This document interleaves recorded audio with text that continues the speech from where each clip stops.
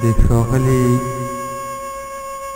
عبدالغفور لیوال یو په زړه پورې شعر چې د یوې ځپلو کندهاریانو لپاره یې لیکلی دی. د شعر سرلیک یې دی له دې برزخه: کندهاری ملال دا به مو قسمت وي، په اوبو چې جنازې وړو ډولۍ نشته. سر په غلا ګرځوو خدای نه امان غواړو، په هندارو پټې شوې خولۍ نشته. کندهاری ملال تا چې خامک کړی، هغه شین څادر په کتب شهید خور دی.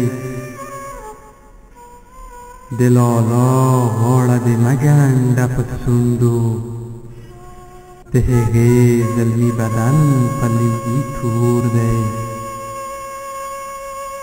د لالا غاړه دې مه ګنډه په څنډو، د هغو زلمي بدن په لوګي تور دی. کندهاری ملال ګل معلم شهید شو، د مکتب په کتابونو لمبې تاو شوې. سپارې د ماشومانو په لاسو کې، په دې پاڼو د ګلونو لمبې تاو شوې. کندهاری ملال داسې ورځې راغلې چې انسان له بل انسان څخه ډارېږي. د کوبای او د شیخانو لیونتوب کې یو افغان له بل افغان څخه ډارېږي. کندهاری ملال شین ارغن وچ شوی، د بابا صاحب میلې وحشت خوړلې. د خرکې په دروازه کې خلک سوځي، د انارو ترې غونچې وحشت خوړلې. کندهاری ملال هله چې بیا ګړز شو، بیا به چیرې ماشومان په وینو سره وي. بیا به کونډه اجاڼۍ چیرته چغېږي، بیا به کوم ځای کې زخمي زلمي پراته وي. کندهاری ملال تور پړونی واخله، زموږ خویندې سیه پوشه دي له غمه.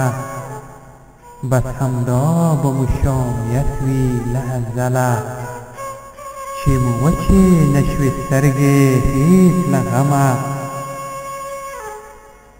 چې مو وچې نه شوې سترګې هېڅ له نمه. کندهاری ملال ته خبره نه یې چې موږ ژوند ته له اوله پیدا نه وو. موږ د مرګ لپاره خدایو پیدا کړي، لا خبر په راتلو نه یو چې په تلو یو.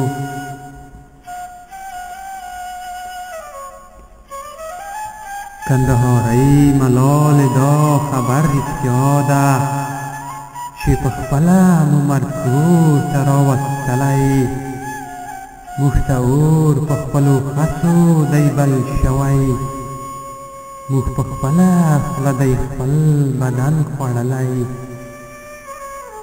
کندهاری ملال ټول تاریخ دروغ دی، دې وطن کې نه ویاړونه نه اتل شته. دلته ټول تاریخ په سرو وینو ککړ دی. دلته جنګ شته، دلته مرګ، دلته اجل شته. کندهاری ملال خدای ته پلو یوسه، چې ولې موږ پر دې ځمکه پیدا کړو. دا وطن خو بس په وینو کې ټاپو ده، ځان په مرګ مګر له دې ځایه پناه کړو. کندهاری ملال چاته ګیله وکړو، عقیدې ټول ملتونه جنتي کړل بس یو موږ یې د دوزخ د تلو لایق کړو زموږ لیبانو ته یې کفار د رمیستي کړل کندهارۍ ملالې چاته ګیله وکړو عقیدې ټول ملتونه جنتي کړل بس یو موږ یې د دوزخ د تلو لایق کړو زموږ لیبانو ته یې کفار د رمیستي کړل کندهارۍ ملالې دا د خدای رضا ده چې کفار مو خپل کاله ته رابللي موږ له خپلو مسلمانو څخه ساتي د دنیا لیوني دلته دي ښاغلي کندهارۍ ملالې اوښکې دي ارزانه ستا د اوښکو زما د وینو قدر نشته کندهار چې لکه زړه د پښتنو وه په دې ښار کې اوس د ژوند څه اثر نشته